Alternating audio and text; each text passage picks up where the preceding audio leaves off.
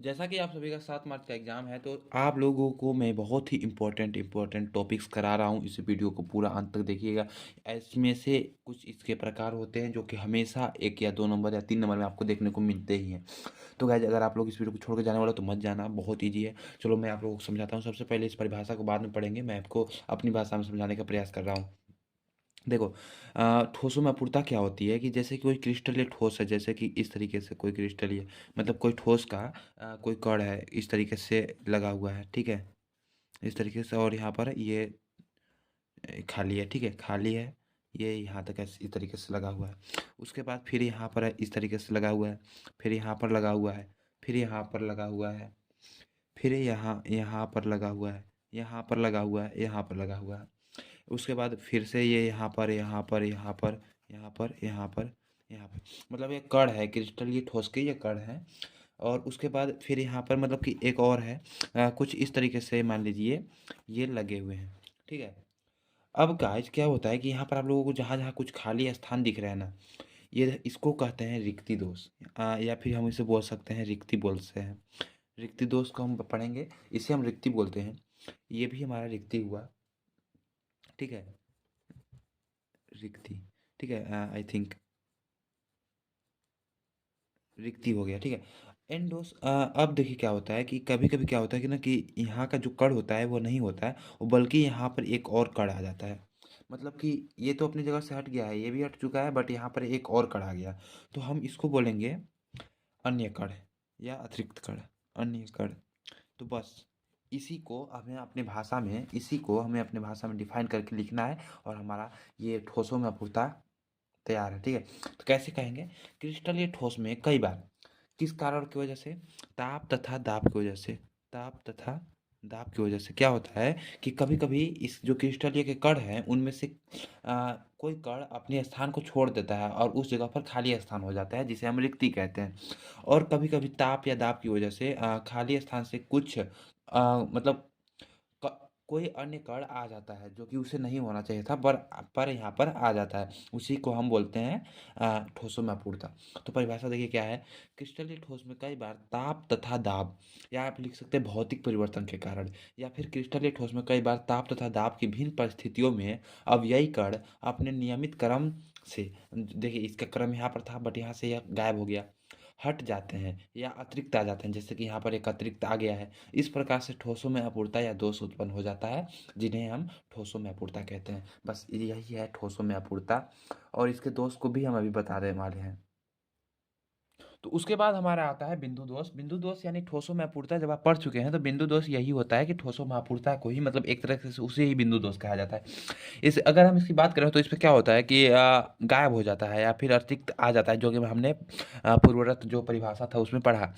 तो इसमें semi definition है, यदि क्रिस्टलीय ठोस में अवययी कण कुछ भी हो सकते हैं, परमाणु, अणु, आयन, ये अवययी कणों में किस श्रेणी में आते हैं, अपने नियमित क्रम से गायब हो जाते हैं, अर्थात यहाँ पर सब है। जैसे कि आप ये देखो, ये कोई यहाँ पर ये अवययी कणों की संरचना है, ठीक है? कुछ इस तरीके से। अब यहाँ पर से इस तरीके से, तो यहाँ पर देखो एक यहाँ पर जो कण था ये गायब हो चुका है, गायब हो गया, ठीक है? तो इसे मतलब कहेंगे रिक्ति, ठीक है? और यहाँ पर देखो एक अतिरिक्त आ जाएगा तो इसे कहेंगे अधिक, मतलब कि अतिरिक्त, अतिरिक्त। तो बस इसी को बोलेंगे बिंदु दोष। तो गाइस देखो, बिंदु दोष में ना 3 प्रकार के होते हैं बिंदु दोष। बिंदु दोष 3 प्रकार के होते हैं। कौन-कौन होते हैं? स्टोइकोमेट्री दोष, अशुद्धता दोष, नॉन स्टोइकोमेट्री दोष।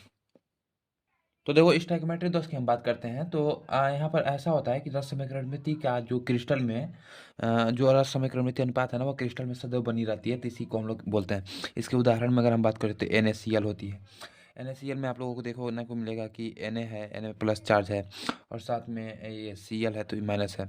तो अगर एक प्लस है तो एक माइनस है, तो ये मतलब कि 1:1 में बना रहता है। इस तरीके से इसमें जो मतलब रस समीकरणमिति जो क्रिस्टल है उसमें सदैव बनी रहती है।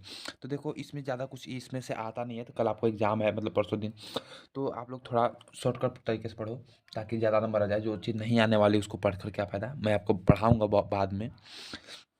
देखो, स्टैग्मेटेड दोष में ना क्या होता है कि 3 4 प्रकार के होते हैं। कौन-कौन से होते हैं? ये 4 प्रकार के आपको देखने को मिलते हैं। कौन कौन से देखने को मिलते हैं देखो, तो यहाँ पर रिक्ति दोष आता है सबसे पहले, रिक्ति दोष।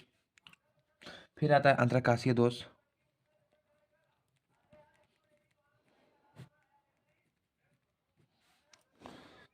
फिर आता है आपका फ्रैंकल दोष। फिर आता है शाटकीय दोष। तो देखो इसमें से ये दोनों है ना, ये इतना इम्पोर्टेंट नहीं है, बट ये और ये दो जो है इम्पोर्टेंट है गाइस, तो इसको आप लोग पढ़ ही लेना। ठीक है, अब मैं पढ़ा रहा हूँ बहुत इजी तरीके से, 100% इसमें से 1-2 सवाल देखने को आपको मिल ही जाएंगे 3 नंबर के में। तो देखो सिंपली भाषा में तो रिक्ति दोष किसे कहते हैं, रिक्ति दोष में तो हम बात करते आ रहे हैं कब से, कि जो क्रिस्टल है, जैसे कि ये कोई कण है, तो यहाँ से जब अपनी जगह से गायब हो जाता है ना, तो इसी को बोलते हैं रिक्ति दोष। मतलब कि क्रिस्टल में ठोसों के अवयवी कणों में से आयन, अवयवी कणों जैसे कि आयन परमाणु में अपने स्थान से, अपने नियमित स्थान से हट जाते हैं, उसी को बोलते हैं रिक्ति दोष। सिंपल। उसके बाद आता है अंतरकाशीय दोष। तो अंतरकाशीय दोष में बहुत ईजी है। अंतरकाशीय दोष में क्या होता है कि ये सभी समान ही रहते हैं, बस एक दोष कहीं से, मतलब कि एक जो है अधिक आ जाता है, जैसे कि इस तरीके से है। अब यहाँ पर कोई एक अधिक आ जाएगा, तो बस इसी को बोलते हैं अंतरकाशीय दोष, अंतरकाशीय दोष।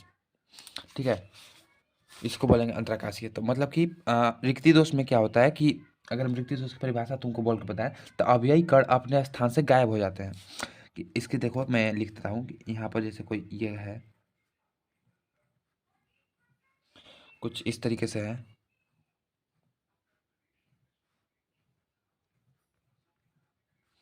तो यहाँ पर तुम देख ही सकते हो कि यहाँ पर से कुछ अपने अवयवी कण जो है ये गायब हो गए, गायब। तो इसको बोलते हैं रिक्ति, ये वो होगा रिक्ति, तो इसको बोलेंगे रिक्ति दोष। सिंपल। तो इसको अपने भाषा में तुम बना कर लिख सकते हो कि जब क्रिस्टल के कणों में से अवयवी कण अपने नियमित स्थान से हट जाते हैं या गायब हो जाते हैं और वहाँ पर रिक्ति उत्पन्न हो जाती है, तो उसे बोल देंगे रिक्ति दोष। और जब अंतरकाशीय दोष में क्या होता है कि इसमें जो कुछ इस तरीके से अवयवी कण है, क्रिस्टल के अवयवी कण है, इस तरीके से है, इस तरीके से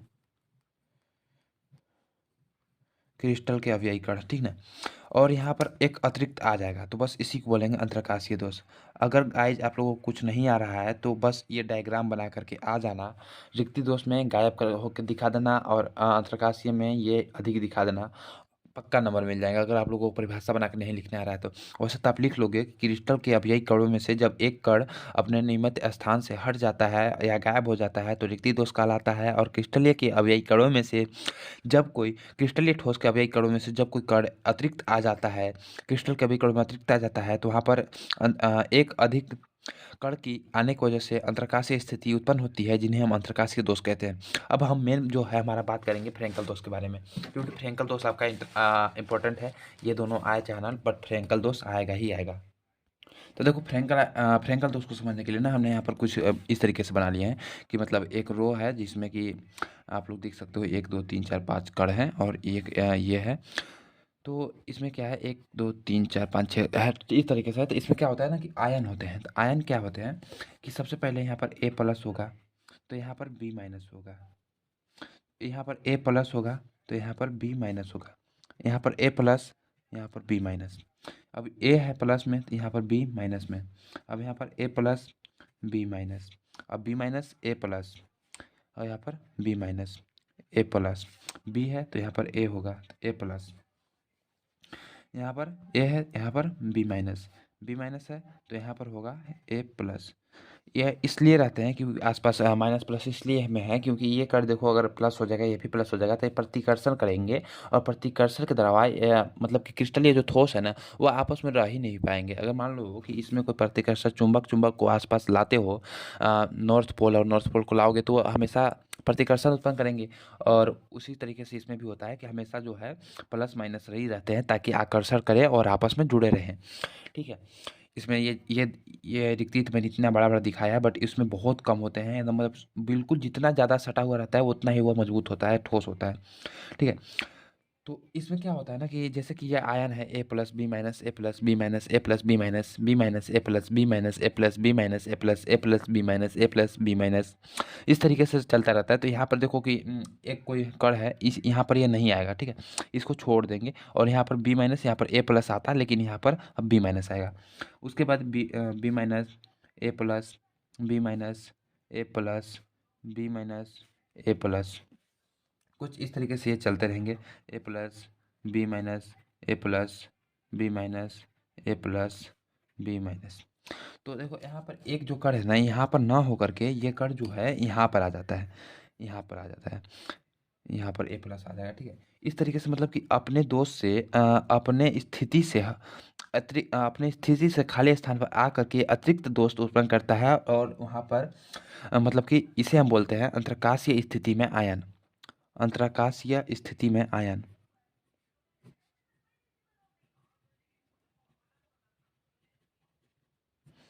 अंतरकाशीय स्थिति में आयन, ये अपने दोस्त से ये अपनी जगह से भटक करके यहाँ पर आ जाती है, इसीलिए हम इसे अंतरकाशीय स्थिति में आयन कहते हैं। तो यहाँ पर ये इसी को हम फ्रेंकल दोष बोलते हैं, ठीक है। मतलब कि अब एक आयन जो है एक आयन जो है अपनी जगह से हट करके अंतरकाशीय स्थिति में आ जाता है, तो इसी को हम लोग फ्रेंकल दोष बोलते हैं, समझ गए। तो चलो हम इसकी परिभाषा लिखते हैं।